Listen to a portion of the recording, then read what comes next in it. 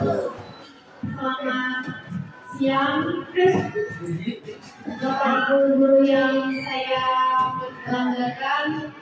Izinkan saya Puspa Gunasana, CGP Angkatan 11 Kota Mataram, untuk diseminasi tentang materi budaya positif.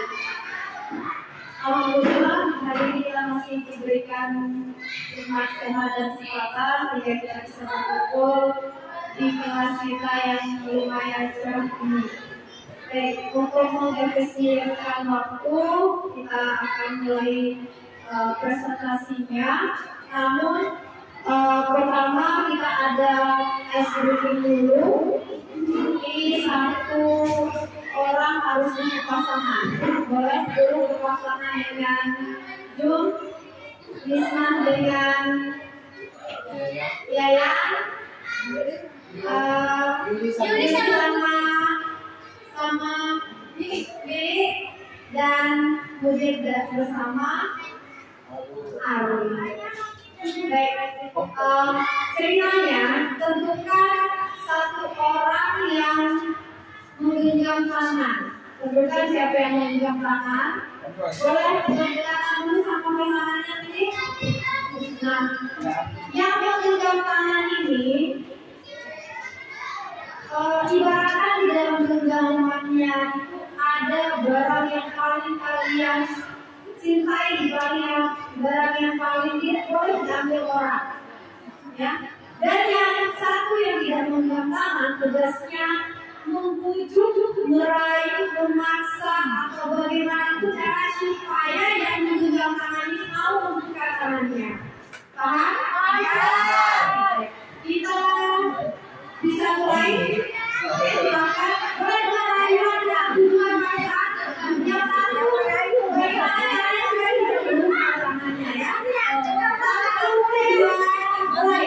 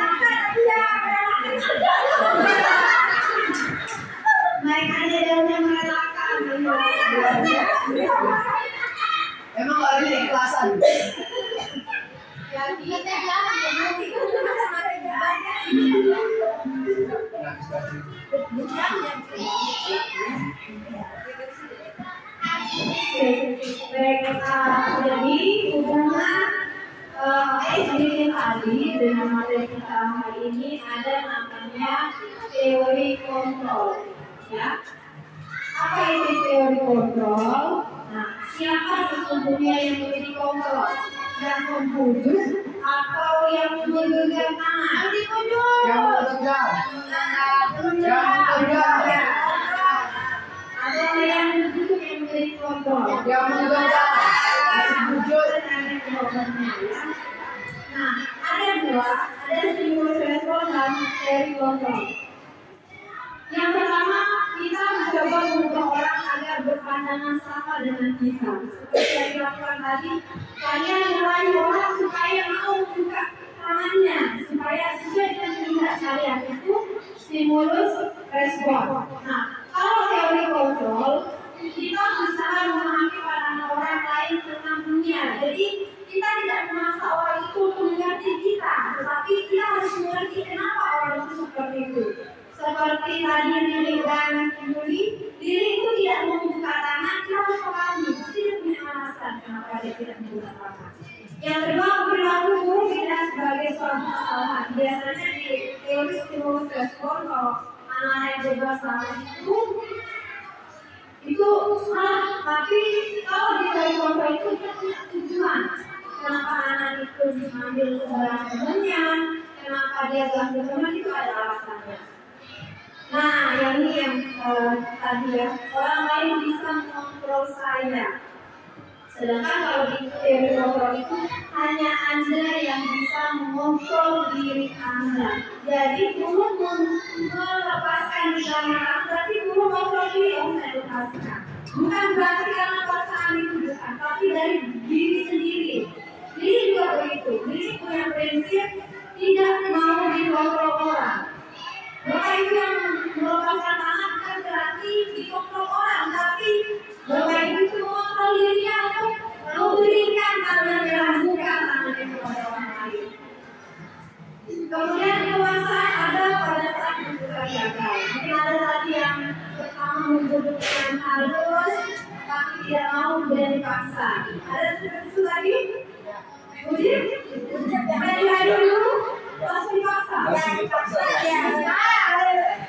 Ya. Sedangkan di teori kontrol, kolaborasi dan konsensus menciptakan pilihan-pilihan baru. Jadi kolaborasi dan kesepakatan bersama itu menciptakan pilihan baru. Nah, kalau di stimulus respon itu model berpikir menang. Tadi kan pasti berpikir yang tidak bisa membuka itu pasti yang menang. Nah, tapi kalau di teori kontrol, model berpikir menang-menang, sama-sama menang. Kenapa? Saya punya alasan untuk tidak membuka, dan yang tidak berhasil membuka temannya berpikir kok dia punya alasan untuk tidak membuka. Jadi tidak ada yang kalah, tidak ada yang menang. Nah, di sini inti dari semua materinya tentang disiplin positif dan disiplin positif nanti ada banyak penjabarannya. Pertama, teori kontrol tadi atau teori pilihan yang dikembangkan oleh Dr. William Glasser. Teori kontrol ini seperti yang dijelaskan tadi, Anda tidak bisa mengontrol orang lain, hanya Anda bisa mengontrol diri Anda sendiri. Jadi jangan berpikir kita dikontrol orang lain, tapi kita yang memberikan pilihan. Ada hati kita untuk mau disuruh atau tidak mau. Nah, di sini juga semua perilaku memiliki tujuan. Model berpikir menang-menang, kolaborasi dan konsensus menciptakan pilihan baru dari kontrol tadi. Kemudian realitas atau kebutuhan kita berbeda. Kita berusaha memahami pandangan orang lain tentang dunia. Setiap orang memiliki gambaran berbeda. Di sini kita belajar untuk melihat sesuatu dari sudut pandang yang berbeda. Nah, apa itu disiplin? Jadi maka disiplin adalah belajar kontrol diri dengan menggali potensi kita agar tercapai tujuan yang mulia, yaitu sesuatu menjadi seorang yang kita inginkan berdasarkan nilai-nilai yang Jadi makna disiplin itu adalah bagaimana kita mengontrol diri untuk melakukan sesuatu yang sesuai dengan nilai-nilai kebajikan atau nilai-nilai yang kita terima bersama. Dalam disiplin positif itu juga ada namanya teori motivasi. Kenapa orang termotivasi yang pertama untuk menghindari hukuman, kemudian untuk mendapatkan imbalan, ada untuk menghargai diri sendiri, dan bagaimana nilai-nilai kebajikan yang bersama. Jadi teori motivasi ada dua, teori motivasi ekstrinsik dan teori motivasi intrinsik. Coba kita flashback ke pembelajaran kita, terutama di sehari-hari ya. Pertama, pernah nggak kalau anak itu ngikutin apa yang kita mau karena takut dihukum? Pernah? Yang kedua, pernah nggak anak itu ngikutin kemauan kita karena ada yang diinginkan apa yang kita inginkan? Berarti itu motivasi ekstrinsik, motivasi dari luar. Nah yang ketiga, nah ini yang mana disiplin positif itu untuk menumbuhkan motivasi intrinsik, yaitu untuk menghargai dirinya sendiri. Jadi dia mengikuti sesuatu bukan karena dia takut hukuman, bukan karena ada imbalan, tapi dia menghargai dirinya sendiri. Itu tujuan dari disiplin positif. Apa itu nilai yang menghargai diri sendiri? Yaitu nilai kebajikan universal atau nilai yang kita terima bersama. Nah, bagaimana mewujudkan nilai kebajikan universal? Ini bisa kita terapkan dalam keyakinan kelas. Bu Guru mau bertanya, apakah keyakinan kelas dengan kesepakatan kelas itu sama? Beda. Apa bedanya? Coba kalau keyakinan kelas itu nilainya disiplin. Kalau kesepakatan itu misalnya untuk yang bagian disiplin datang terlambat. Ada pendapat lain? Ada pendapat lain yang menyatakan bahwa kesepakatan kelas dan keyakinan kelas itu sama? Oke, berarti semua sepakat ya bahwa keyakinan kelas dengan kesepakatan kelas itu berbeda. Apa bedanya? Kalau kesepakatan kelas itu lebih kalimat positif yang menyatakan bahwa misalkan datang tepat waktu itu kesepakatan kelas. Nah, kesepakatan kelas itu memiliki nilai datang tepat waktu itu nilai apa yang kita yakini? Disiplin. Keyakinan kelas yang kita sepakati bersama itu disiplin, itu yang harus dipahami. Nah, di sini juga ada 5 posisi kontrol. Jadi kita sebagai seorang guru memiliki jenis posisi kontrol masing-masing. Yang pertama ada namanya posisi guru sebagai pendukung. Kemudian yang kedua ini pembuat rasa bersalah. Apa bedanya? Oke, contohnya seperti ini. Misalkan Mujib datang sekolah jam 8. Ibu langsung bilang, Mujib, silakan datang terlambat. Silakan kelilingi lapangan 3 kali.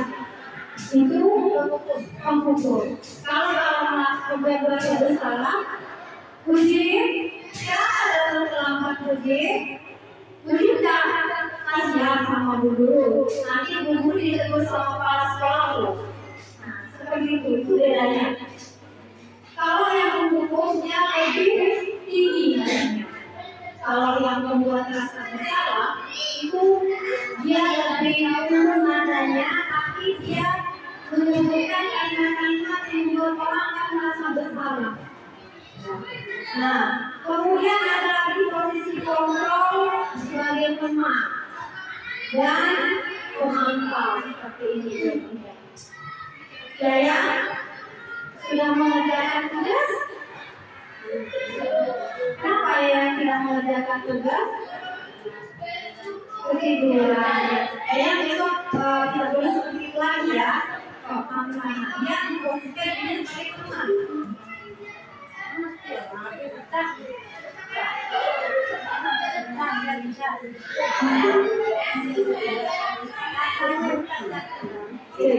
Nah, kemudian kalau yang memantau, pertanyaan seperti ini. Ya, hari ini menggunakan tugas tidak? Kenapa yang tidak menggunakan tugas? Ketiduran. Jadi dengan kesepakatan kita kalau tidak mengerjakan tugas apa konsekuensinya? Misalkan mencatat lebih dari 1 kali, nah itu memantau, ya. Dia memposisikan dirinya sebagai observer apa yang dilakukan oleh muridnya dengan memberikan konsekuensi. Nah, yang posisi kontrol yang terakhir itu namanya manager. Jadi dari 5 posisi kontrol ini yang paling disarankan guru memiliki posisi sebagai manager. Di sana apa yang dilakukan? Nanti dia akan melakukan namanya segitiga restitusi. Ya. Ada 3 tahap untuk segitiga restitusi. Yang pertama ini menstabilkan identitas, kemudian validasi kebutuhan dan menanyakan keyakinan. Oke, Bunda akan contohkan bagaimana segitiga restitusi. Misalkan datang terlambat. Farida, bagaimana kabarnya hari ini? Baik, Farida tadi gurunya Farida datang sekolah setelah selesai sholat 2 ya. Kok benar Farida? Baik, Farida kalau telat Farida pasti punya alasannya kalau Farida bisa terlambat. Oh, telah dibangun orang tua. Ya, tadi usaha dulu. Ya, Farida berarti hari ini telat karena telah dibangunin. Farida masih ingat keyakinan kelas yang kita sudah buat? Kira-kira keyakinan kelas mana yang Farida belum dapatkan baik? Disiplin. Farida mau lihat orang yang disiplin? Kira-kira orang yang disiplin itu seperti apa? Harus datang sekolah tepat waktu. Kira-kira bagaimana cara Farida untuk memperbaiki kesalahannya hari ini?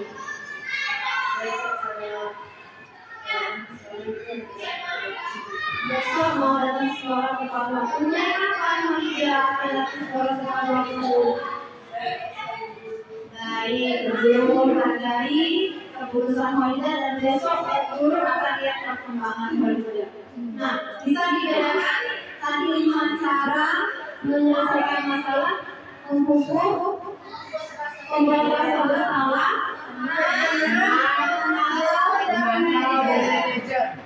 jadi manajer itu mengajak berdiskusi. Yang pertama ada strategi menjelaskan apa cirinya. Farida, orang terlambat itu bukan sebagai salah. Tidak apa-apa, dulu juga belum salah. Jadi kita membuat dia merasa tidak salah dengan apa yang dilakukan. Tapi nanti di ujungnya mencari solusinya yang kita tanya bagaimana caranya. Nah, di sini juga ada 5 kebutuhan dasar manusia yang harus kita pahami. Ada bertahan hidup, penguasaan, kasih sayang dan rasa diterima, kesenangan dan kebebasan. Misalkan si Ali ini setiap Sabtu misalkan saat makan bersama dengan teman-temannya dia selalu ambil temannya. Jadi kita harus tanya, Ali kenapa ambil makanan temannya? Kalau kira-kira kalau jawabannya lapar, dari yang 5 itu yang mana? Kebetulan yang kedua bertahan hidup. Dari jawaban itu kita harus gali supaya kita tahu kebutuhan mana yang belum terpenuhi, karena semua perbuatan itu pasti ada alasan. Ini alasan yang kita ketahui. Misalkan yang kedua penguasaan. Siapa yang harus dijelaskan?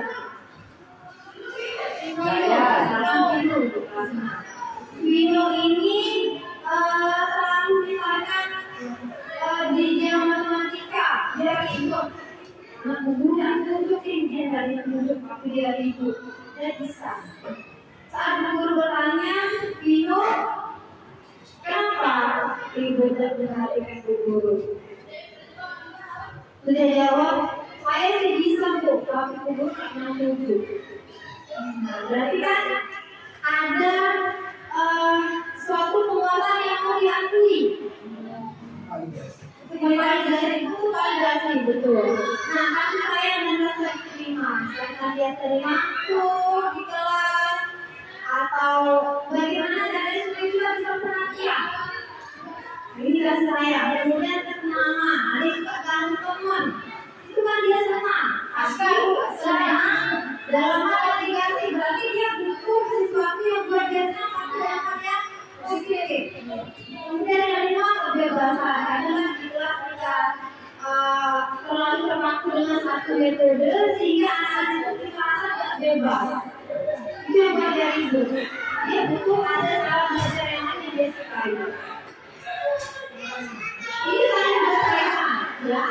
Jika kebutuhan dasar manusia ini kita bisa melihat saat kita tanya validasi kebutuhan, tanya alasannya. Valida tadi telah apa? Begitu kasih sayang, ya. Jadi di masing-masing ini ada banyak kali materinya. Pertama tentang nilai-nilai belajar universal dan motivasi, kegiatan kelas, berrelasi manusia dan berdiskusi atau posisi kontrol dan segitiga diskusi.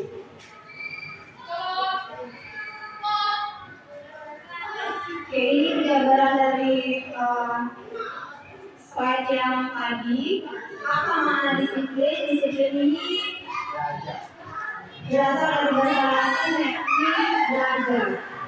Kemudian mana dari kata ini berkonotasi dengan disiplin diri dari murid Socrates dan Plato. Nah, namun dalam budaya kita mana kata disiplin kita belum menjadi sesuatu yang dilakukan seorang pada orang lain untuk mendapatkan kepatuhan.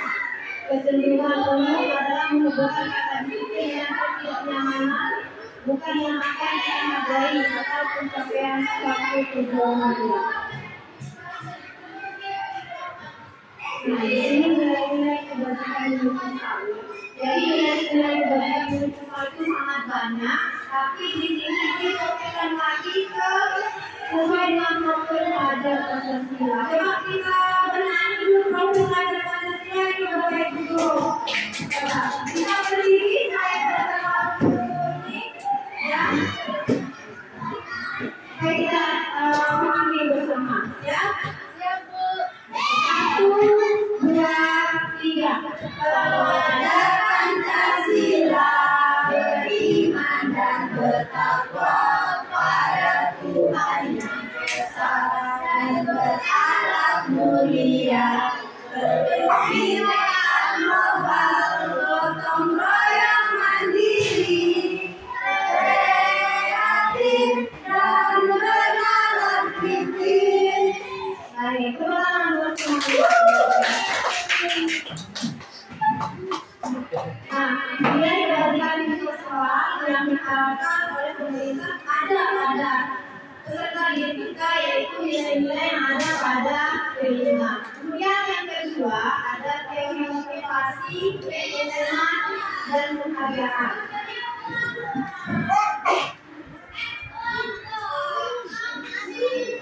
Nah, seperti tadi bahwa motivasi itu ada dua, motivasi eksternal dan motivasi internal.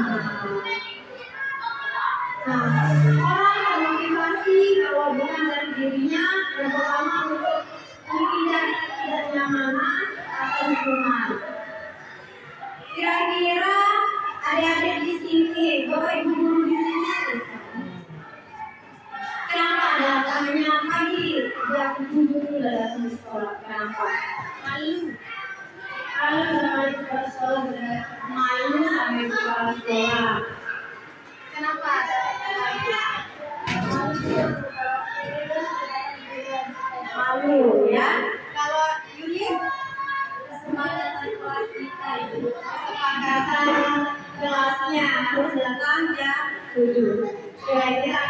melihat motivasinya yang masuk eksternal atau internal. Yang kedua, yang pertama tadi untuk menghindari ketidaknyamanan. Yang kedua untuk mendapatkan imbalan. Tidak ada yang datang sini supaya untuk diberikan apresiasi. Tidak ada. Kemudian untuk menghargai diri sendiri. Malu tadi termasuk menghargai diri sendiri tidak? Menghargai diri sendiri. Atau maksudnya ke sini menghindari ketidaknyamanan. Menghindari ketidaknyamanan. Berarti belum menghargai dirinya. Sudah. Biar dirinya nggak malu.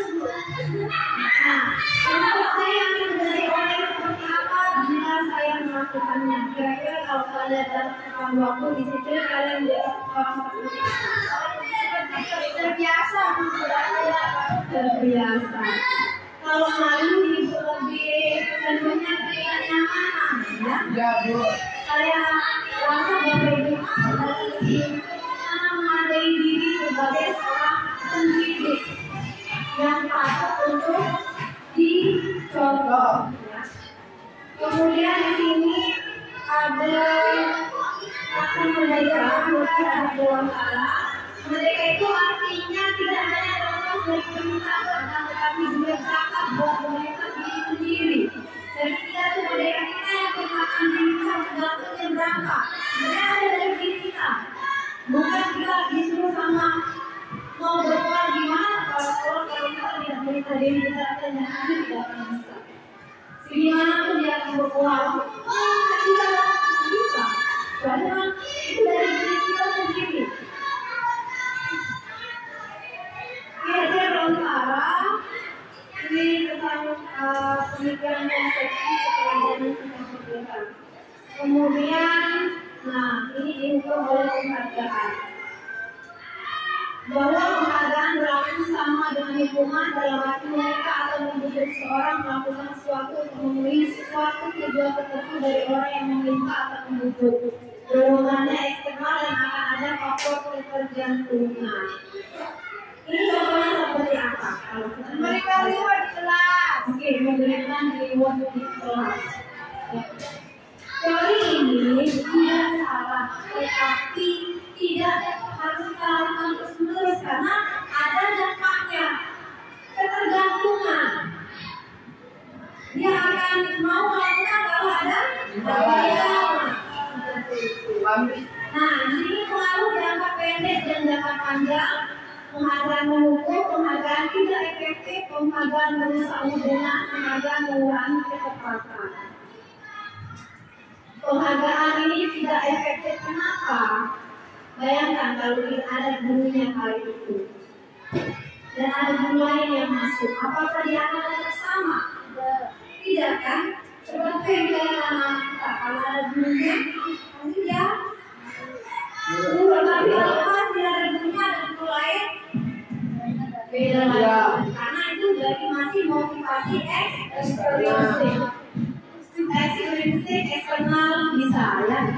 Kemudian penghargaan merusak hubungan. Hubungan siapa? Anak-anak kalau satu aja yang dikasih terus ada yang lain yang merasa saya juga dikasih. Pasti dia akan merasa diri dan itu akan merusak hubungan. Penghargaan dan lain ketepatan. Maksudnya bahwa apa yang kita berikan sebenarnya itu kan harusnya dari diri sendiri, bukan karena sesuatu yang kita jadikan nanti dapat reward. Ibu juga kan selalu memberikan reward berupa bintang, ternyata itu penghargaan secara eksternal boleh kita lakukan tapi tidak selamanya supaya bisa merubah pola pikir anak. Penghargaan mengurangi motivasi intrinsik. Kenapa?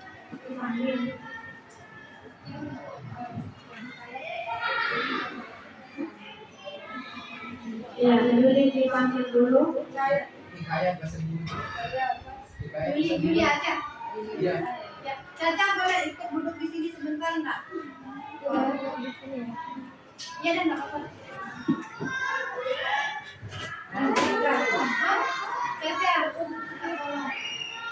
Biar saya yang kasih belakang. Nanti bolak-balik.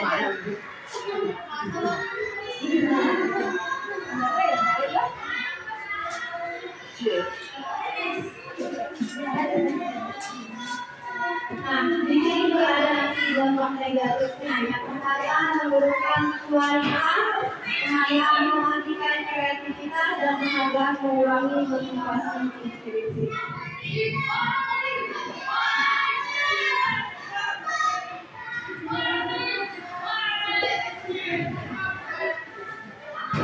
Bentuk program kebajikan atau apresiasi dalam memberikan apresiasi atau pengakuan penunjuknya beberapa hal.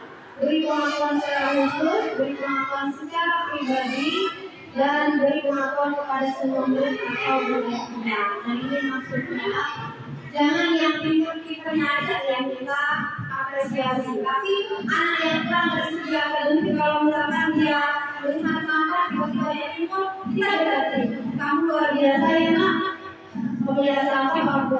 Jadi tidak ada yang ikhlas yang kita kita acungi jempol. Dulu mungkin yang dari segi olahraga, yang lainnya kerja, kita berikan apresiasi, tapi lebih baik itu secara pribadi. Karena nanti ada yang lain yang mendengar yang merasa tidak dihargai akan merusak hubungan. Nah, beri pengakuan secara konsisten. Ini mungkin yang jarang ya. Kita berikan pengakuan itu tidak konsisten. Kadang-kadang kita ingat, tapi kadang-kadang ada yang mengumpulkan sampah atau ada yang memberi makanan. Hal kecil kita tidak ingat yang kita yang besar. Dan kita harus berikan apresiasi kecil apapun yang dilakukan oleh anak. Kemudian fokus pada proses. Nah, ini contoh pengakuan atau apresiasi kebajikan pembukanya. Kemarin saya perhatikan Asila mau berbagi makanan yang rasa empatinya besar, empati bagaimana kita merasakan apa yang orang lain rasakan. Pada saat awal murid baru di kelas kita, kemudian saya mengajari nilai kebajikannya, kepedulianmu pada saat kamu membantu teman-temanmu di tugas kelompok. Jadi ada kalimatnya, ada pembuka, ada nilai yang kita mau tonjolkan, dan pada situasi apa. Jadi kita berikan apresiasi secara lebih spesifik. Terima kasih untuk apa? Untuk rasa tanggung jawabmu pada saat kamu membuat kertas-kertas yang berserakan di lantai. Jadi kalau kita memberikan apresiasi itu tidak dengan satu kata, terima kasih, kamu hebat, tapi tunjukkan nilai apa yang dia lakukan dan pada saat apa. Seperti itu. Misalkan, Bunda, terima kasih ya sudah peduli sama saya dan baru saya sukses. Kan ada terima kasih, pedulinya dan situasinya apa. Terima kasih ya Mujib sudah membantu ibu mengambilkan kipas saat teman-temannya kepanasan. Terima kasih Mujib. Nah,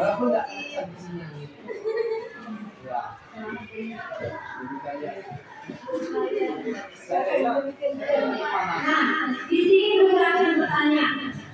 Ini termasuk hubungan atau konsekuensinya. Yang pertama, mencatat 100 kali di dalam buku kalimat saya tidak akan terlambat lagi karena terlambat sekolah. Menyemat ada konsekuensi. Coba dicatat di HP-nya masing-masing. Nomor 1 jawabannya apa sampai nomor 7. Nanti kita buktikan. Dicatat di HP yang masing-masing. Lari memiliki lapangan basket 2 kali karena terlambat belajar sekolah. Ini hukuman atau konsekuensi. Dua catat di sini bro. 1 apa, 2 apa, 3 apa. Oke. Siapnya, siapnya dipakai ya. Ingat aja kalau begitu jauh. Apanya dipakai. Yang ketiga, boleh diminta untuk push up 15 kali karena tidak menggunakan masker di sekolah. Yang keempat, menggantikan kertas tugas rumah yang telah dicoret. Yang kelima, membersihkan sekolah tertulis karena tersenggol pada saat belajar. Yang enam disuruh tidak mengenakan sepatu seharian di sekolah karena tidak mengenakan sepatu hitam. Yang ketujuh lari menuju lapangan basket 2 kali karena terlambat 10 menit untuk pelajaran terbuka. Ya? Kira-kira yang pertama Muji jawabannya apa? Hukuman atau konsekuensi? Hukuman, Bu. Hukuman. Jawabannya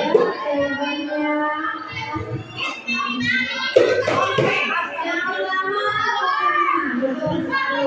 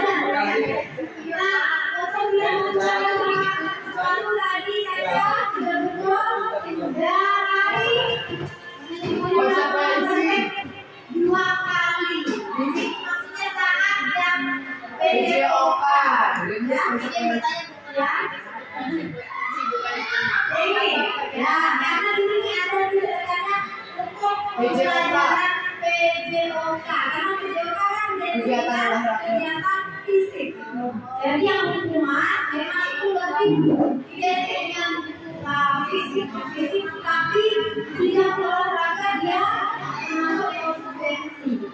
Ya, lari di lapangan basket 2 kali karena terlambat 10 menit untuk pelajaran PJOK. Pertanyaan menjebak berarti. Ya, harus kita teliti di sini pelajaran. Siapa tahu kan 10 menit tadi untuk pemanasan karena dia terlambat, akhirnya disuruh sama gurunya untuk lari. Dulu berarti kalau untuk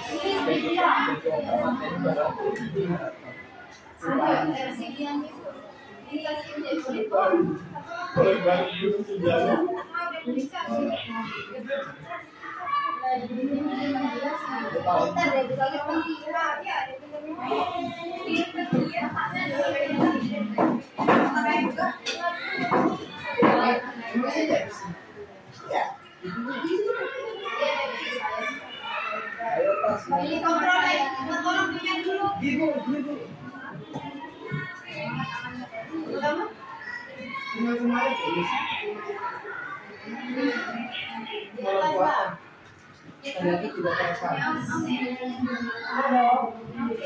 Berapa menit? Masih 60 menit. Yang minimal 60 menit. Ya, 60 menit. Itu aja. Stop atau lanjut?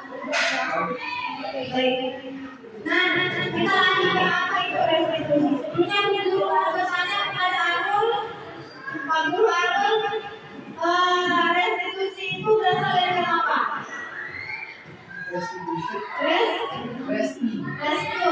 Restore itu artinya apa? Restore. Memperbaiki. Oh iya. Memperbaiki. Lupa bahasa Inggris ya. Baik, apa itu restitusi? Restitusi ini berasal dari kata restore tadi. Oh, restore. Ya, apa tulisannya restore? Oh gitu, pronunciasinya lebih tepat ya. Restitusi adalah proses menciptakan kondisi bagi murid untuk memperbaiki kesalahan mereka sehingga mereka bisa kembali kepada guru mereka dengan karakter yang lebih kuat. Tadi pas penjelasan awal, restitusi ini dipegang oleh posisi kontrol guru yang mana? Yang posisi kontrol guru. Kontrol manajer, teman atau manajer? Manajer. Jadi restitusi ini digunakan oleh guru yang mengambil posisi sebagai manajer. Restitusi juga merupakan proses kolaboratif yang mengajarkan murid untuk mencari solusi untuk masalah mereka dan membantu berpikir tentang orang seperti apa yang mereka inginkan menjadi tujuannya dan bagaimana mereka harus memperlakukan orang lain. Jadi kolaboratif. Kolaboratif siapa? Guru dengan siswa lagi. Siswa itu tidak mungkin bergerak sendiri tanpa dilakukan oleh gurunya. Gurunya juga tidak akan bisa mengubah siswanya kalau tidak melibatkan siswa itu. Kolaborasi. Ya. Nah, di sini lebih spesifik lagi seperti apa sih guru yang mengambil posisi sebagai pemukul. Di sini ada identitas sukses, hukuman, konsekuensi dari restitusi. Ini bedanya ya. Kalau yang identitas gagal itu terkait dengan hukuman, sesuatu yang menyakitkan harus terjadi. Misalkan tadi membersihkan kamar mandi, cleaning lapangan. Kalau konsekuensi ini sesuatu harus terjadi. Maka menulis kembali 100 kali saya tidak akan datang terlambat. Itu konsekuensi. Kalau restitusi merupakan pilihan. Kemudian yang memang tidak nyaman untuk murid atau anak untuk jaga waktu manja. Kalau terlalu sering dihukumkan, anak itu merasa dirinya gagal. Bermangga. Itu dampaknya. Kemudian murid atau anak akan tersakiti, perilaku pasif agresif meningkat, dan melihat anak yang terlalu aktif di sekolah Pernah. Coba kalau kita gali, pasti di rumah itu terlalu ditekan sama orang tuanya. Hukumannya banyak mendapatkan hukuman. Itu nah, seperti dalam Vero. Pasti Vero itu ada sesuatu di rumahnya yang buat dia agresif di sekolah. Jadi dia melampiaskan apa yang dia tidak bisa lakukan di rumahnya. Kemudian sistem tidak akan berjalan bila murid tidak takut, berlaku hanya pada sebuah institusi, tidak berlaku pada kehidupan nyata. Peraturannya adalah kamu harus begini, kamu harus begitu. Murid atau anak membenci peraturan. Ya, kalau konsekuensi sesuatu harus terjadi, tidak nyaman untuk murid atau anak untuk jangka waktu pendek, korban bisa diabaikan, murid atau anak dibuat tidak nyaman, penguatan hanya bertahan dalam jangka waktu pendek, memerlukan monitoring dan supervisi terus menerus dari guru. Nah, ini yang biasa guru sendiri lakukan sebagai pemantau ini. Memerlukan monitoring dan supervisi guru sendiri aja. Kalau tidak ada guru kan tidak bisa apa yang sudah kita sepakati.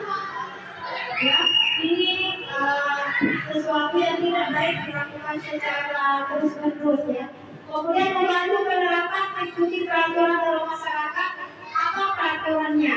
Mampukah kamu melakukannya? Terima kasih. Sudah itu, mampu dan kamu melakukan. Kalau sudah, terima kasih. Sudah jadi anak baik hari ini. Itu aja. Murid atau anak menghormati peraturan. Kemudian kalau yang restitusi merupakan pilihan. Menguatkan untuk murid atau karena ada motivasi intrinsik, dia akan berlaku sampai kapanpun. Kalau saya harus dalam waktu karena menghargai diri saya ini orang yang disiplin. Jadi mau dia dari anak SD, mau jadi anak SMP, anak SMA, anak muda, akan jadi orang yang disiplin. Korban mendapatkan ganti, misalkan seperti ini. Ada sebuah kasus, si A dan si B berantem. Kemudian si A ini kan barunya lokasi ya, di restitusi. Mereka atau si B ini memberikan apa yang bisa kamu lakukan untuk memperbaiki masalah ini. Dia bilang saya akan mengganti kancingnya rusak. Kalau dia tidak bisa, bagaimana caranya? Kita tawarkan ada orang yang membantu atau mengajarkan sehingga si korban tadi bisa mendapatkan ganti dari apa yang dilakukan oleh temannya. Masalah terpecahkan, murid belajar bertanggung jawab untuk perilakunya. Jadi si mana tadi si B nya akan lebih berhati-hati lagi atas tindakan yang dilakukan. Fokus pada pemecahan masalah dalam jangka waktu panjang. Apa yang kamu yakini, apa yang bisa kamu lakukan untuk memperbaiki masalah ini? Jadi kalimatnya kita bertanya, apa yang kamu bisa lakukan untuk memperbaiki masalah ini? Boleh anak menghormati dirinya dan orang lain. Oke, ada kenapa ya masih terus? Terlalu lemah.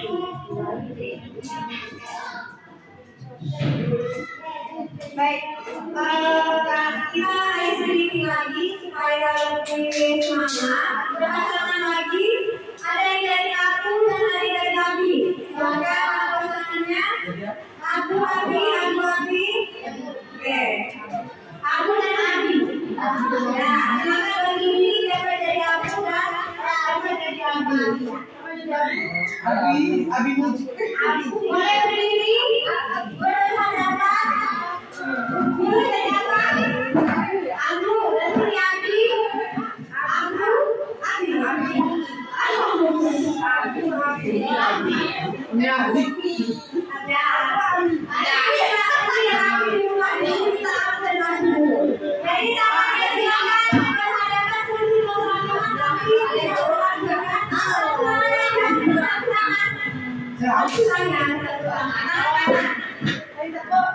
Ya, jadi kalau guru bilang Abi, si Abi berusaha memukul temannya, dan si Abi tidak.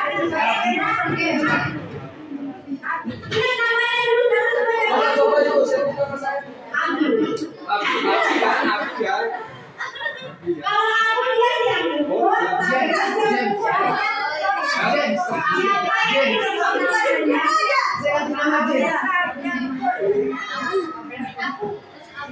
Aduh dia mukul.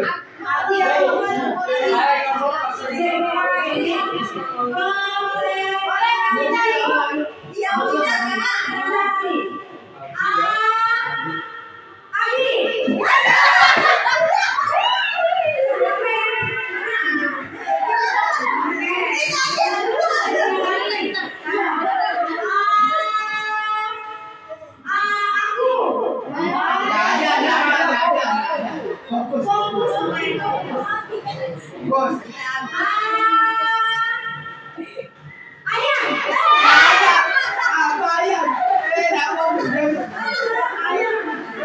Ya emang dia mau mukul aja. Jangan dikasih jeda kayak gitu. Ya emang dia pengen mukul aja. Sampai di balik mau pengen mukul aja. Dendam, dia dendam. Dendam.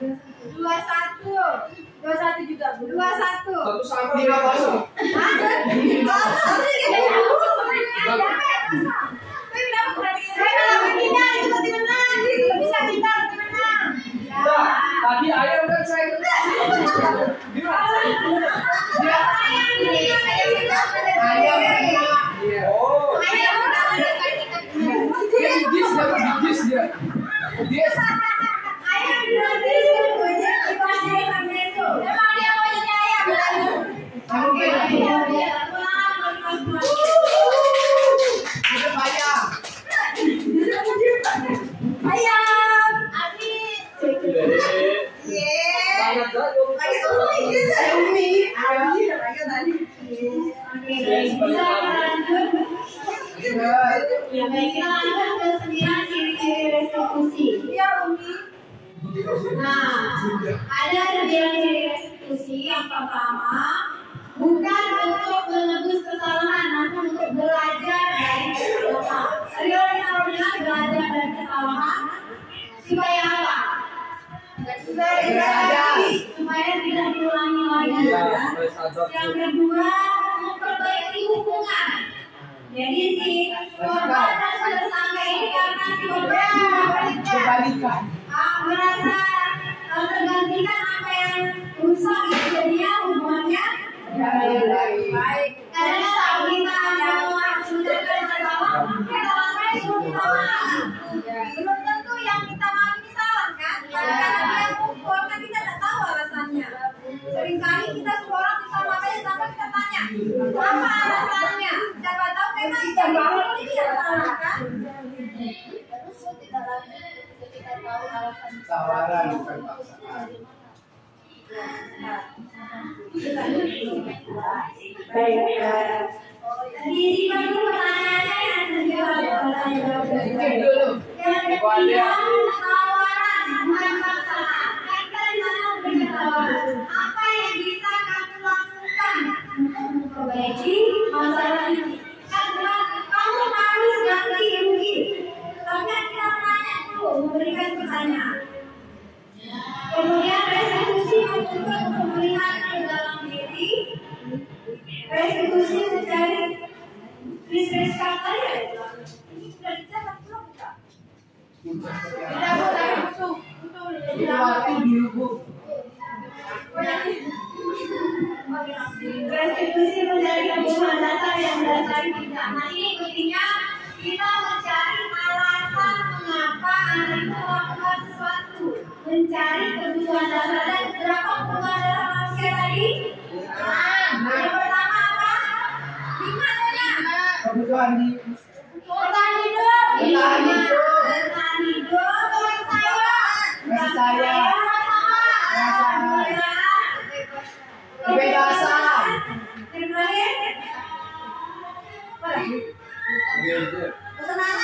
Kesenangan. Tidak. Bertahan hidup. Bertahan hidup. Penguasaan. Kesenangan. Kebebasan. Kasih sayang. Ternyata IQ-nya tinggi-tinggi semua ya. Kasih bu. NC. Rata-rata di atas. Rata-rata harus PPG ya. Oh iya, di atas. Ya dong Bu, makanya lolos. Aku paling kesal merah. Ada PPG itu tidak ada undangan. Harus butuh aku kayaknya. Tidak butuh aku juga. Restitusi ini adalah cara yang paling baik. Restitusi fokus pada tindakan.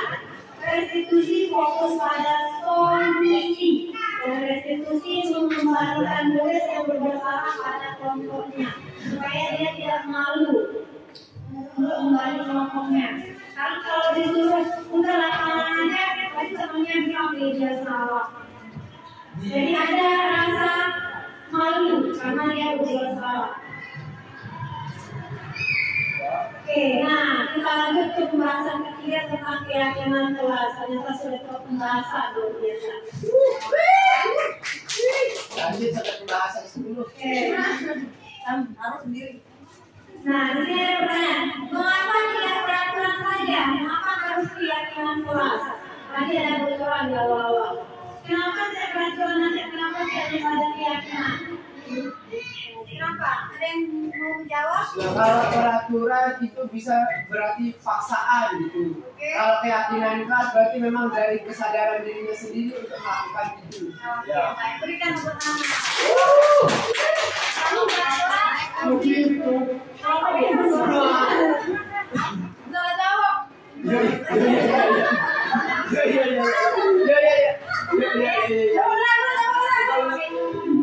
Kenapa bisa ganti ya? Coba Bu, nah,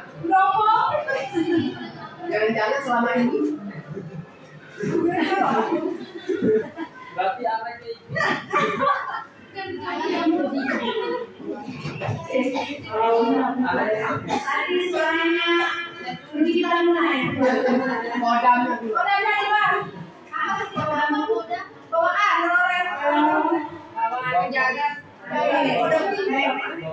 Jaga apa kita memiliki peraturan harus menggunakan helm bila mengendarai kendaraan roda dua.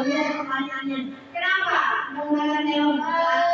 Supaya keamanan kita terjaga. Keamanan terjaga atau menghindari polisi? Dua-duanya. Tapi lebih mana yang ada Menghindari polisi. Melindungi. Soalnya lipat api. Dan bapak-bapak berapi.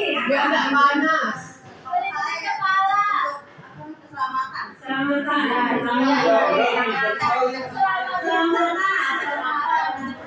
Biar gaya aja. Keselamatan itu identiknya apa? Agar tidak kepala tidak terbang. Ya, itu dengan kesehatan dan menilai kebajikan kesehatan. Ya, supaya kalian yakini kesehatan diri akan kalau sakit. Jangan sakit, jangan berikut. Ya. Yang kedua, nah ini yang menggunakan helm supaya hidupnya rapi dan menghindari polisi, sebaiknya motivasinya dirubah. Helmnya mahal Bu. Pengen pamer. yang tadi bilangnya enggak apa namanya? Ya menghindari polisi sama enggak berkaitan sama kecelakaan itu. Pernah kebakti kepala tidak.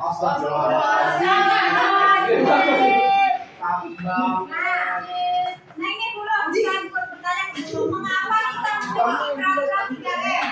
Menggunakan masker, mencuci tangan dan menjaga jarak 1,5 meter. Ini biasanya pas COVID dulu. Kenapa? Menjaga tubuh kita karena penyakit sana. Berarti keinginan apa yang belum diterapkan di sana? Yang belum diyakini. Saya beryakin saya menghindari penyakit. Berarti kesehatan. Kesehatan. Ada yang menggunakan masker dan bilangnya itu nggak ada Kalau misalnya pertama kali kumpul atau siapa gitu masker. Oh berarti itu motivasi intrinsik atau ekstrinsik itu? Ekstrinsik, ya bukan untuk kesehatan tapi karena malu. Yang lain?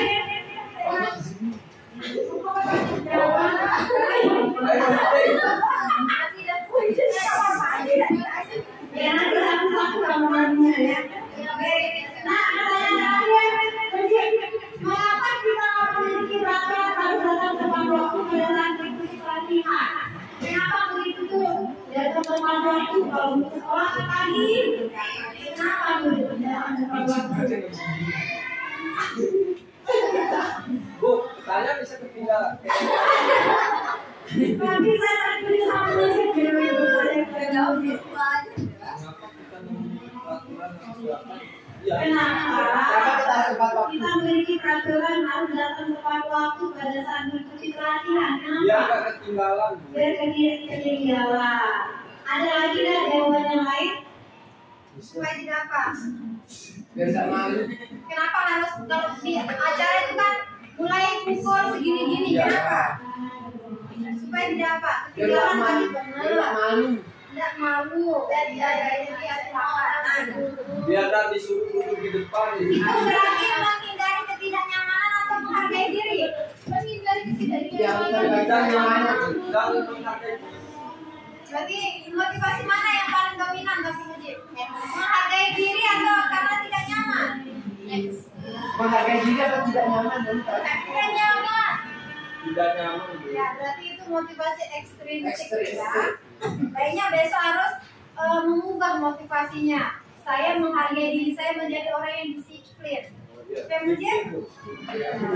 Oke, kita lanjut ke budaya Mujib. Nah, budaya positif di sini.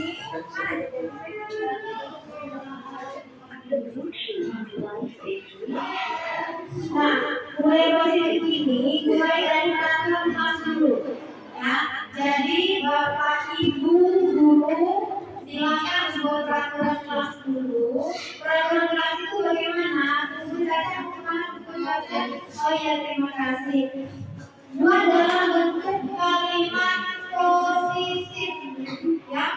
tidak boleh kita hindari peraturan itu. Jangan datang terlambat, itu jangan datang tepat waktu.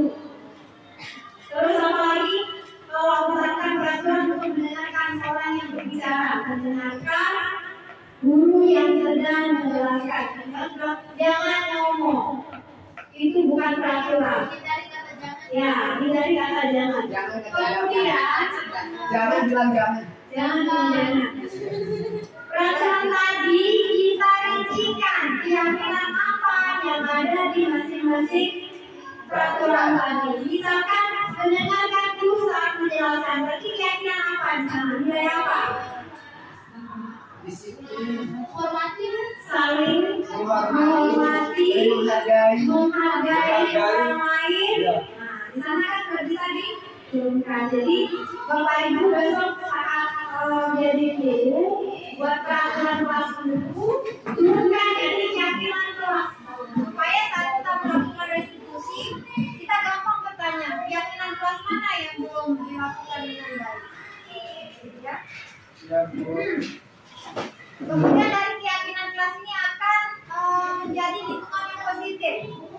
Tentu kalau lingkungannya sudah positif, budaya di sekolahnya akan menjadi positif.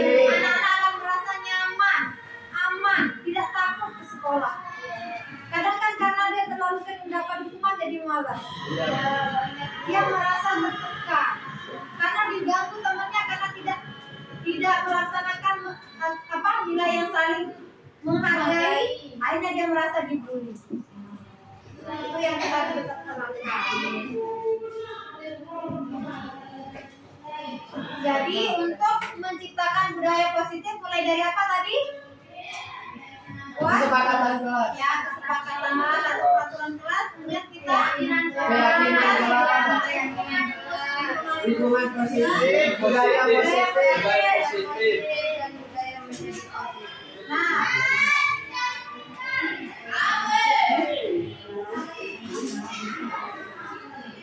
perhatikan di sini ada kesepakatan kelas, kemudian kita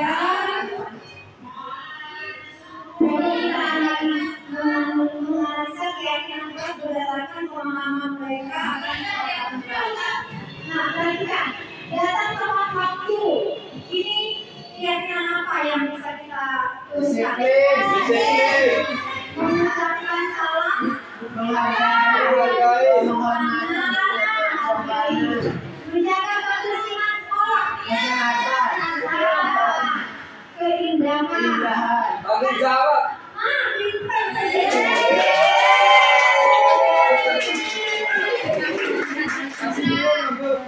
Kemudian berdoa sebelum kegiatan. religius, Nilai religius.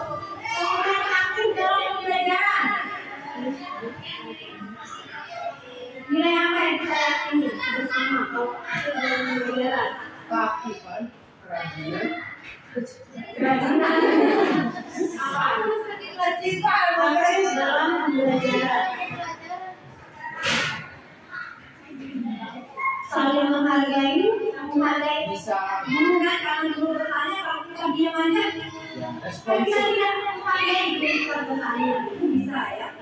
Kemudian ada juga di sini kesepakatan kelas kami guru dan murid yang saling menyayangi.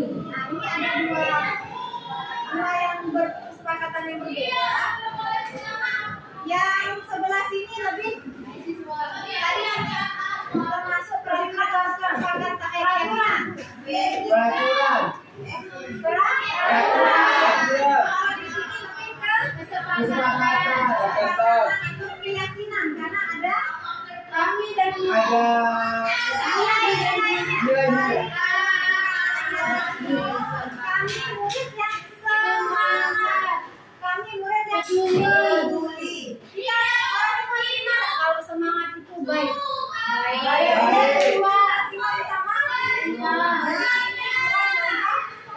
Kesepakatan yang berbeda yang pertama yang menunjukkan peraturan lebih ke keyakinan.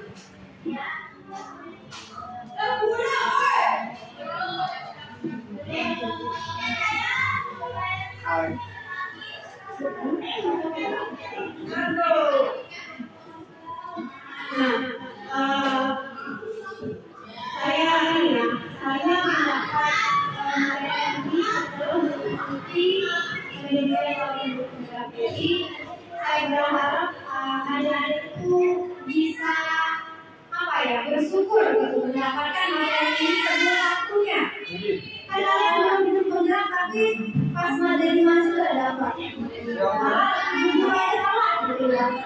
Kalian semoga ya bisa menerapkan ini dengan baik karena saya yakin tidak dapat di kuliahnya. Ada? Nggak ada. Ada yang benar ada yang tidak. Ada sedikit. Nah ada ya. Ibu mengikuti pelatihan itu kalau umpamanya itu dari batang sampai buahnya. Tapi di pendidikan itu dapat sampai akar-akarnya. Bagaimana caranya? Nah, kemudian di kegiatan kelas ada juga yang dipelajari tentang ADLT dan ADLY. Apa itu ADLT dan ADLY? Silakan di sini dilihat. Kami meyakini bahwa sangat penting untuk menghormati semua orang dan barang milik orang lain. Kemudian ada tabelnya. Hormat itu namanya seperti apa? Bagaimana orang yang menghormati orang lain? Berperilaku, mendengarkan. Berarti yang tidak tampak bagaimana? Yang tidak seperti atau kebalikannya, antonimnya. Kita datang berbicara saat berbicara. Kenapa kita harus spesifikkan supaya kita lebih fokus ke perbuatan yang tampak dan menghindari perbuatan yang tidak tampak.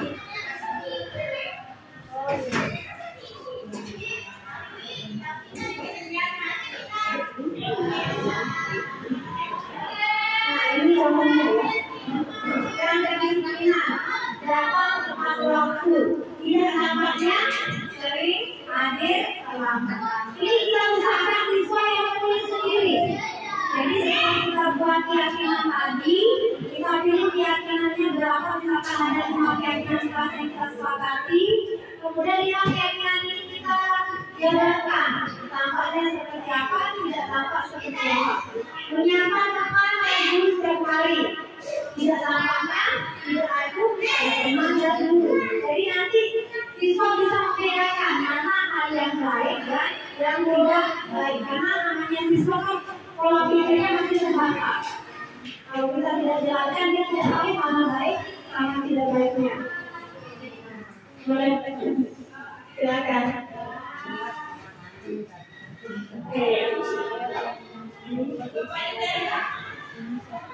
Nah, ini sekarang peraturan kelas, ini saya tuliskan dari keyakinan kelas. Selalu kembalikan duduk ke tempatnya, ya, akan dijawab. Tanggung jawab. Dilarang mengganggu orang lain, saling menghargai. Saling menghargai. Nanti kita lihat jawabannya ya. Ada di sekolah di bagus, ujian praktik luar biasa. Dilarang melakukan kekerasan, menyayangi, saling menyayangi. Kemudian dilarang menggunakan narkoba yang biasa dan SMA ya. Kesehatan. Bergantian atau menunggu giliran. Disiplin tertib. Gunakan masker. Kesehatan. Jangan berlari di kelas atau koridor. Tertib. Coba kita lihat jawabannya ya. Malam. Selalu kembalikan buku bersama tanggung jawab kami betul. Kemudian dilarang mengganggu orang lain, menghormati. Ada di sekolah menghormati orang lain yang berkomitmen. Jawabannya tadi, yang disiplin itu tidak salah, ya. Tetapi ini yang paling menonjol karena nilai-nilai kan banyak. Tapi yang paling menonjol kenapa kita harus datang sebelum kita menghargai orang yang menyiapkan acara. Kemudian komitmen sama diri sendiri kalau kita menghargai diri. Dilarang melakukan kekerasan, keselamatan dan menghormati orang lain. Menggunakan narkoba dan kesehatan. bergantian. Ini kan hati ya. Memakai dan usaha. Gunakan masker kesehatan dan keselamatan. Dan jangan berlari keselamatan dan keamanan. Kalau berlari di koridor kan nanti takutnya ada orang yang ketabrak. Jadi tidak selamat. Tidak aman. Oke, ternyata kita sudah masuk ke pembahasan tentang kebutuhan dasar dan dunia yang berkualitas. Boleh diminum dulu minumannya? Iya. Udah 12. Mungkin tolong kontrol mungkin. Ibu. Ada yang mau kamar mandi lagi silakan. Gara-gara minum dulu semua. Oke, baik. Sekarang sebelum mulai pembahasan 4 kita Marina menari di atas menara. Berdiri. Mungkin boleh bantu ibu mungkin. Marina menari Menari menara. di atas di sini ya, di atas menara, di atas menara, Marina menari. Ayo bantu bu ibu kecil, kasih instruksi ya. Masih di Marina. Oke, kalau Marina Bisa Marina. menari begini, di atas menara. Kalau Marina menari di atas menara, Marina menari di atas menara, di atas menara, Marina menari, Marina menari di atas menara. Siapa yang bisa Marina, Caca biasa yang bantu.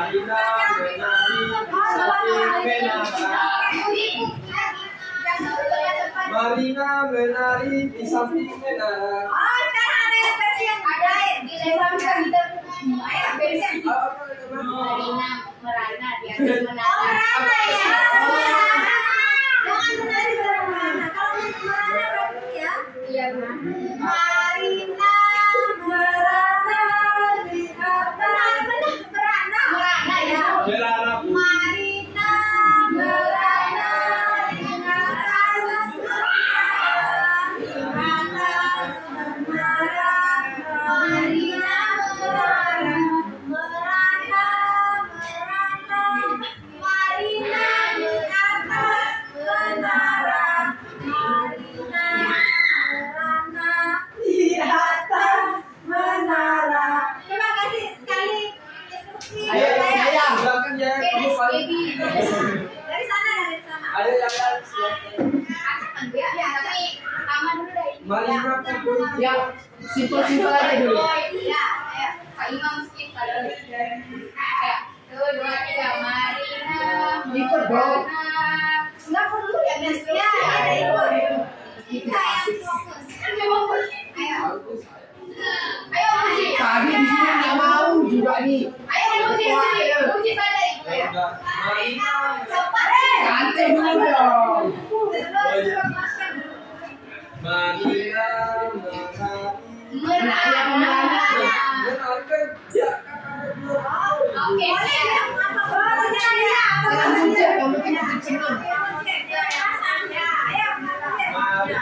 1, 2, 3. Marina menari di samping menara. Marina berana di atas merana.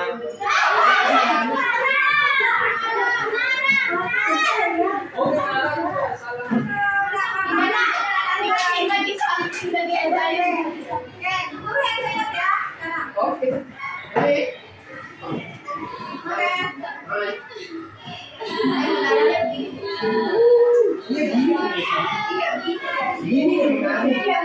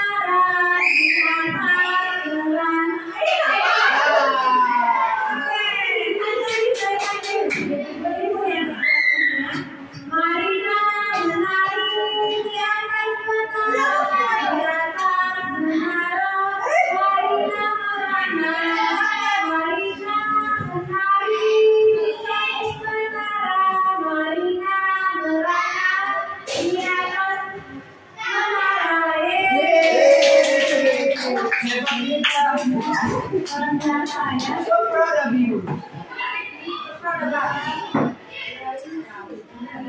So proud of you. Untuk pembahasan 4 dan 5 kita mengulang lagi yang sudah Kamila, pembahasan 4-nya tentang kebutuhan dasar dan nilai prioritas. Kebutuhan dasar manusia yang tadi ya ada kasih sayang dan rasa terima. Ini apa Arul? Kayak ada kesenangan atau fun. Ini apa? Penguasaan. Oh ya ternyata bertani udah keluar. Bertahan hidup, penguasaan dan rasa. Jadi yang pertama itu yang bertahan hidup. Orang melakukan sesuatu, orang mencuri kan kadang ya karena dia tidak punya, tapi cara bertahan hidupnya salah. Ya betul kita harusnya kan mencari solusi bagaimana caranya dia bisa bertahan hidup dan tidak merugikan orang lain. Oke, ternyata ada pembahasan terakhir tentang 5 posisi circular. Ya, ini kita lebih bahas mendalam lagi tentang 5 posisi program guru dan sebagai pendukung, pembuat rasa bersalah, teman, pemantau dan manajer. Sini ada motivasinya. Kalau pendukung, guru berbuat menghardik, menunjuk-nunjuk, menyakiti, menyindir. Tapi kalau membuat rasa bersalah, berceramah dan mengatakan seharusnya kamu begini, ibu kecewa loh sama kamu, kemarin sudah begini, sekarang lagi apa ya, menyalahkan. Kemudian teman, membuatkan alasan-alasan timbulnya. Tidak boleh lagi ya seperti ini. Kemudian kalau pemantau, menghitung dan mengukur. Sudah berapa kali seperti ini? Konsekuensinya apa? Kalau manajer mengajukan pertanyaan-pertanyaan. Kemudian kalau guru berkata, kalau kamu tidak melakukannya, awas ya. Kalau yang membuat rasa bersalah, kamu seharusnya. Kamu sudah tahu, ibu lelah sekali mengatakannya. Ibu stres gitu sama kalian. Itu bukan rasa bersalah. Kemudian teman, ayolah lakukan begitu. Masa kamu tidak mau? Atau ingat tidak ibu pernah baca? Dan teman tahu apa peraturannya kalau kita melakukan ini? Kalau yang manajer, apa yang kita yakini? Apa yang bisa kamu kerjakan untuk memperbaiki masalah ini? Hasilnya bagaimana? Kalau yang mengambil tindakan sebagai pendukung, itu dia memberontak, menyalahkan orang lain dan cenderung berbohong. Anak yang sering dihukum, dia akan cenderung berbohong untuk menutupi kesalahannya supaya tidak dihukum lagi. Kemudian, kalau yang membuat orang merasa bersalah, menyembunyikan, menyangkal, dan berbohong juga. Kalau yang kemarin kita lakukan, jadi apa-apa akan dicari.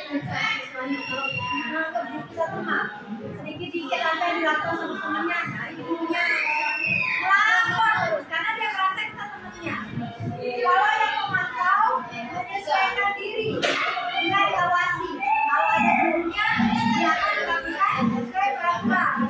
Kalau tidak ada, dia akan dihukum. Kalau yang manajer, dia akan pribadinya.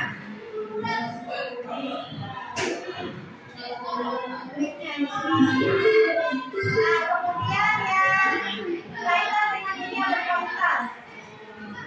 Murid melakukan meletakkan dulu di luar dunia berkualitas. Kemudian kalau dia merasa bersalah, murid meletakkan dulu di dalam dunia berkualitas. Teman murid meletakkan dulu sebagai orang yang sangat penting di dunia berkualitas. Kalau pemantau murid meletakkan dulu di peraturan dan hukum di dunia berkualitas dan murid meletakkan dirinya sebagai individu yang positif dalam dunia berkualitas. Jadi 4 posisi tersebut guru yang ditetapkan dalam menyebutkan sepak bola yang manajer yang memposisikan dirinya sebagai orang yang berkualitas. Dan kalau yang pemukul benar-benar berkata-kata berangkat saja nanti tidak mengalami lagi sesuatu yang tidak itu. Kemudian kalau yang berkata saya dapat kembali. Kalau yang teman saya pikir bapak atau ibu teman saya ternyata begitu. Kalau kita tidak memberikan apa yang dia mau, hanya teman. Kalau yang memantau berangkat baca bintang yang saya harus peroleh. Berapa halaman yang harus saya tulis? Karena dia kan untuk mendapatkan imbalan. Kalau yang manajer, bagaimana caranya saya bisa perbaiki keadaan. Dan yang terakhir, dampak pada murid. Kalau pembukaan itu lebih cenderung mengulangi kesalahan yang sama, kemudian membuat orang merasa bersalah, merasa rendah diri. Kemudian dari teman, anak tidak mandiri, tidak tergantung. Pemantau menitik beratkan ada sanksi atau hadiah untuk dirinya. Dan yang terakhir, manajer itu mengevaluasi diri bagaimana cara memperbaiki diri. Nah, jadi dulu sebelum ibu belajar tentang ini, ibu memposisikan diri sebagai teman. Kira itu yang paling bagus karena kan kita tidak menghukum. Tapi ternyata salah. Akan banyak laporan, sedikit-sedikit lapor, karena kita teman. Kalau pemantau ibu rasakan sekarang, posisinya sebagai pemantau sebelum mendapatkan materi ini. Ternyata itu akan baik kalau kita kasih keyword. Kalau tidak ada, nanti akan berkasih.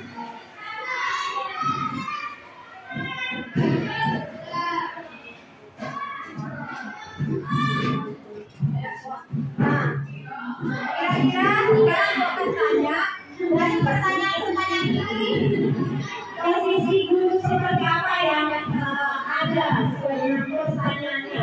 Saya kecewa sekali dengan kamu. Kira-kira posisi yang mana? Posisi kontrol bagaimana? Kalau gurunya mengatakan saya kecewa dengan kamu. Ya, rasa bersalah. Kamu tidak pernah benar melakukannya. Hukuman. Kunci nanti saya jawabannya. Ayo Pak, lakukan dengan juga Pak. Rasa bersalah. Teman, ayolah. Ayo teman-teman, aku mau mendapatkan stiker bintang hari ini. Bagaimana kamu bisa menyelesaikan masalah ini? Kamu selalu yang paling terakhir. Oke. Jadi saya kecewa itu membuat rasa bersalah. Saya kecewa kan, membuat dia merasa bersalah.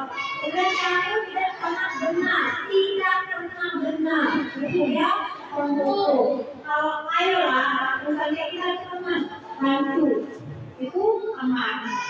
Apakah kamu mendapatkan stiker bintang hari ini? Dia mantap.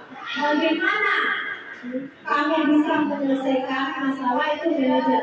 Kamu selalu yang paling terakhir. Lihat dua kata ini. Kalau kamu lebih ke menyakiti, apa sih istilahnya? Menghakimi. Seolah-olah dia tidak pernah benar kan? Kamu tidak pernah benar. Pasti kalau kita dimarahin pasti kesel kan? Ya. Sakit rasanya. Lampu hari ini saya salah kan? Ya, kayak gitu. Oh ya, terakhir. Ada yang terakhir. Nanti ada lagi terakhir. Hari itu kalau kita menyampaikan apa yang terkait dengan pembahasan kalian dulu yang terakhir. Bagaimana penerapan segitiga restitusi? Ada masih ingat tadi di awal itu katanya tahapannya segitiga restitusi? Ada peraturan. Apa ada 3 tadi di awal? menanyakan. Terakhir dia solusi. Berarti kesadaran. perlu kita ulang lagi ya? Perlu diulang? Kalau tidak diulang, tidak perlu Sadarkan peserta didik. apa? Sadarkan. Apa namanya? Refleksi. Enggak sih. Jadi perlu diulang. Yang pertama. Kalau tidak diulang, berarti tidak perlu diulang. Ini ya. Yang ada 3 tahapan. Kan tadi dari beberapa langsung semua 3 tahapan lagi. Mengarahkan peserta didik menemukan apa kesalahannya. Kesadaran identitas. Ada yang dilakukan ya. Benar, kita. Kemudian diskusi. Kesadaran identitas. Yang pertama itu Kesadaran identitas. Bagaimana caranya dengan kita menyampaikan kalimat-kalimat. Setiap orang pasti pernah melakukan kesalahan.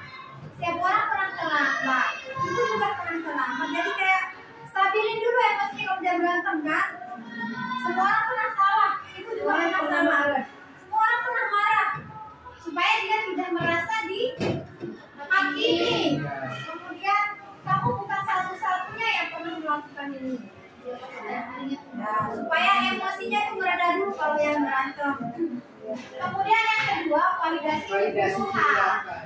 Apa kebutuhan manusia tadi berapa? 5. Kita tahu yang 5 itu yang mana yang mau dia yang belum dipenuhi. Kamu tentu punya alasan mengapa melakukan itu. Adakah cara yang lebih efektif untuk mendapatkan apa yang kamu inginkan? Tadi kan bertanya ya, bagaimana dong caranya? Kan yang bertani pun yang mencuri itu bukan itu. Tapi kita tanya dia, ada nggak cara lain yang dilakukan? Atau ada yang mengambil makanan teman dan yang lain itu menanyakan keyakinan. Nilai apa yang telah kita sepakati dan kamu menjadi orang seperti apa? Supaya dia berpikir, oh saya menjadi orang yang disiplin, menjadi orang yang terakhir. Nah ini kalimat-kalimat yang digunakan saat kita menstabilkan identitas. Berbuat salah itu hal yang manusiawi. Tidak ada manusia yang sempurna. Bapak Ibu juga pernah buat salah. Kita pasti bisa menyelesaikan permasalahan ini. Bapak Ibu tidak tertarik untuk mencari tahu siapa yang benar, siapa yang salah. Bapak Ibu lebih tertarik untuk menyelesaikan masalah. Kalau kamu menyalahkan dirimu sendiri terus-menerus, apakah kamu bersikap baik pada dirimu sendiri?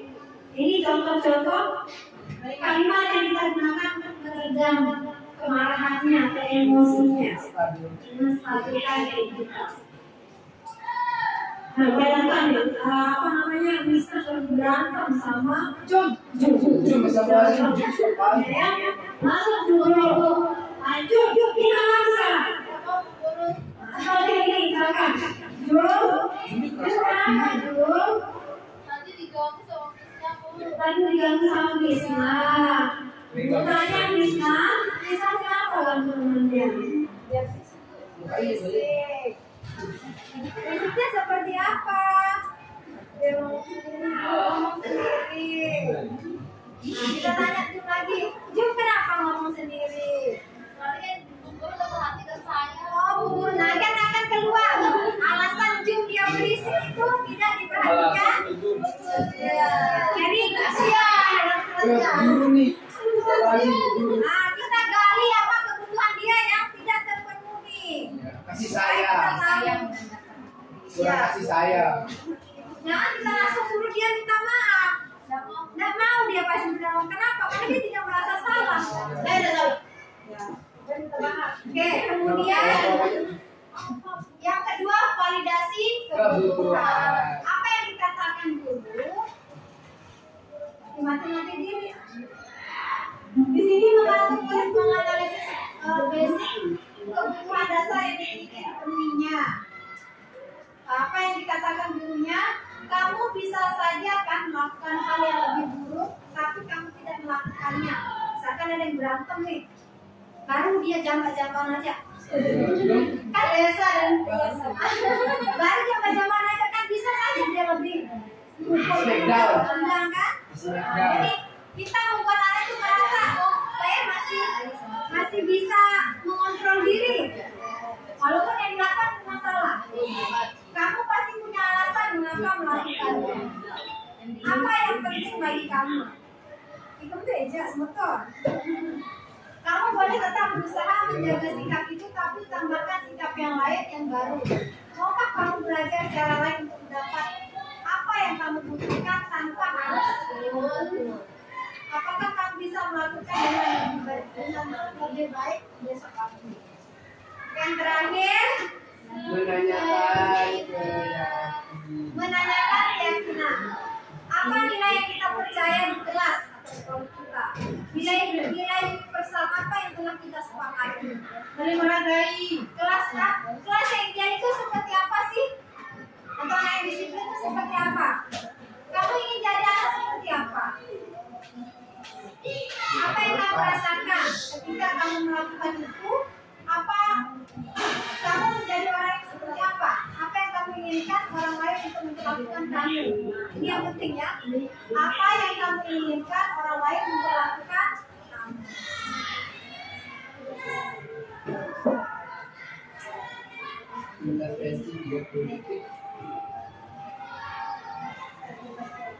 Oke, kalau kita slide terakhir ya, slide terakhir. Mujib, boleh Mujib?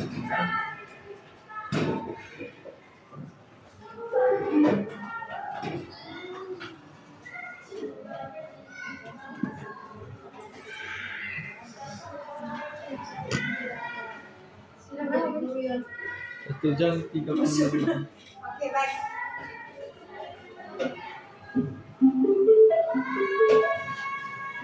Nah, ini contoh pertanyaan-pertanyaan yang dilakukan oleh manajer ya. Apakah kamu ingin berbuat lebih baik lagi? Apakah saat ini kamu sedang menjadi orang yang sedang kamu inginkan? Apakah kamu bisa mengubah atau kegiatan perilaku kamu saat ini menjadi sikap yang lebih membantu? Apakah wajar membuat kesalahan?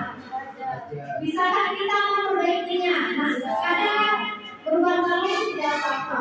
Itu kan sesuatu yang maknanya salah, tetapi kita tambahkan dengan bisakah kita memperbaikinya? Apa yang kamu lakukan saat ini sesuai? Pastikan kalau anak yang salah itu tidak bilang tidak, karena dia tahu itu dia salah. Kapan kamu siap untuk memulai memperbaiki kesalahannya? Peraturannya apa? Sepertinya kamu punya masalah. Saya bisa bantu apa? Saat ini kamu seharusnya berbuat apa? Apa yang bisa saya bantu agar kamu bisa melakukannya? Apakah saya bisa bantu kamu agar dapat segera mulai? Apakah tugas kamu saat ini? Bagaimana kamu ingin diperlakukan pada kegiatan ini? Bisakah kamu melakukannya? Dan apa yang kamu inginkan peraturannya? Seperti itu ya. Baik, itu saja materi yang dapat Ibu sampaikan. Ibu harap ada yang memberikan pertanyaan ya.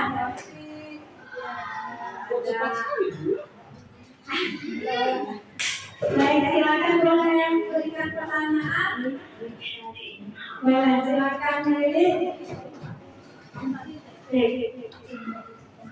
Baik. Di sini mungkin teorinya sangat baik, tapi saya belum bisa menjalankannya di lapangan, misalnya di kelas. Bagaimana caranya supaya dari guru yang sangat berdoa dengan emosi? Kamu apa sih?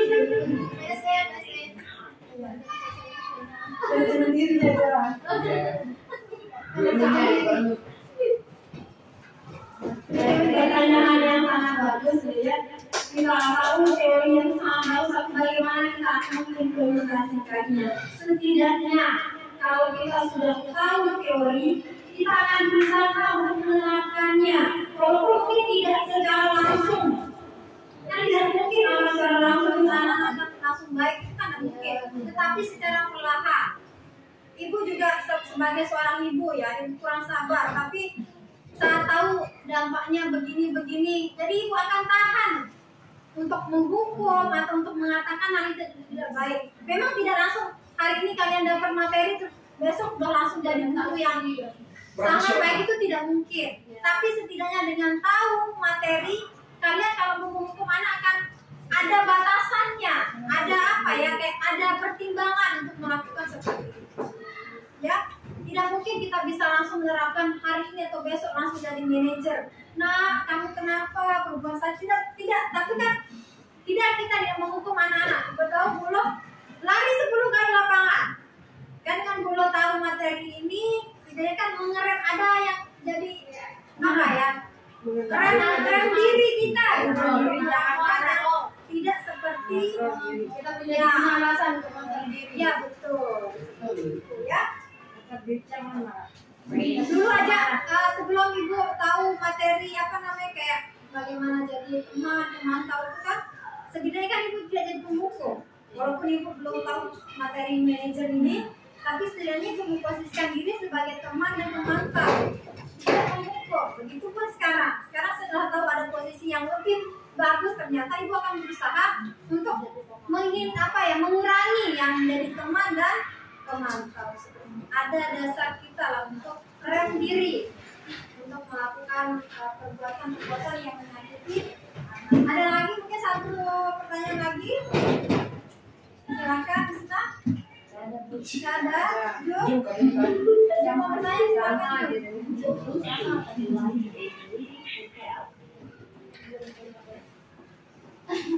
Ayo silakan bertanya, satu aja. Halo. Silakan bertanya. Atau dipaksa bertanya. Masa tanyakan. Berapa yang memang ini kami? Sudah paham, Bu? Sudah paham? Benar. Teorinya sudah paham, tidak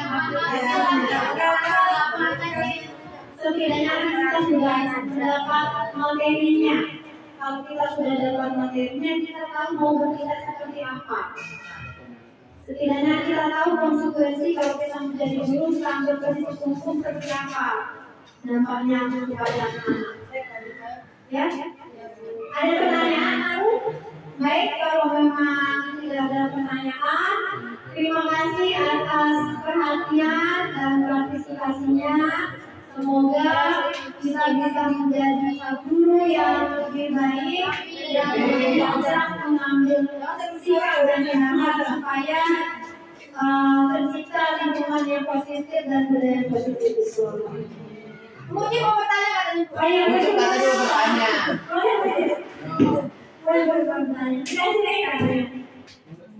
Nah, kan tidak usah, tidak boleh bohong. Gimana kita salah? Ya, kita sebagai seorang guru memposisikan diri terhadap siswa-siswa yang ABK itu, karena memang seperti yang biasa kita terapkan itu kan sulit dirasa buat mereka itu. Oke, baik, pertanyaannya luar biasa. Pertanyaan luar biasa. Ibu kemarin menanyakan hal yang sama saat ibu acara 5 presentasi tentang modul anak berkebutuhan khusus. Bagaimana sih tipsnya belajar saya terapkan karena saya belum dapat ilmunya. Nah, mungkin karena kita ini guru reguler bisa dibilang ya, bukan guru yang mempelajari kan kalau bukan spesialis. Pendidikan Ya, tapi Ini luar biasa. Ya, Kalau biasa. apa yang kita bisa lakukan untuk yang pertama, kita bisa mempelajari tentang apa sih anak berkebutuhan khusus itu dulu. Itu ada beberapa macam, karena macam-macamnya ada dua, ada yang permanen dan ada yang reguler. Yang permanen ini yang ada bagian tubuhnya yang kurang. Kalau yang jenis yang satu lagi seperti Ashima itu kan fisiknya masih bagus, tapi ada yang keluar. Yang pertama itu kita pelajari dulu bagaimana materinya, kemudian bagaimana penerapannya, dan yang ketiga kita bisa mengikuti pelatihan.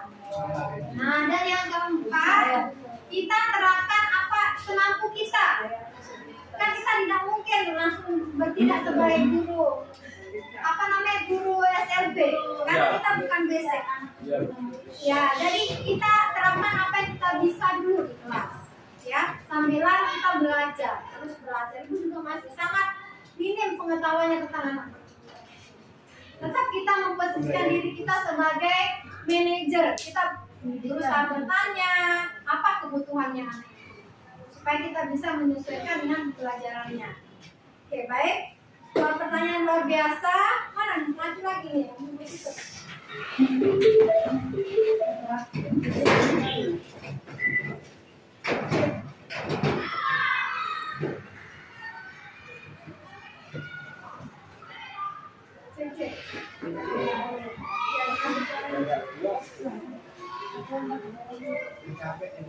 Iya, nggak mau.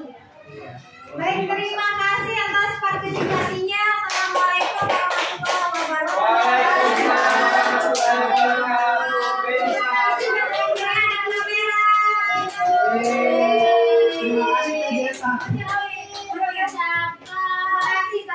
Terima kasih.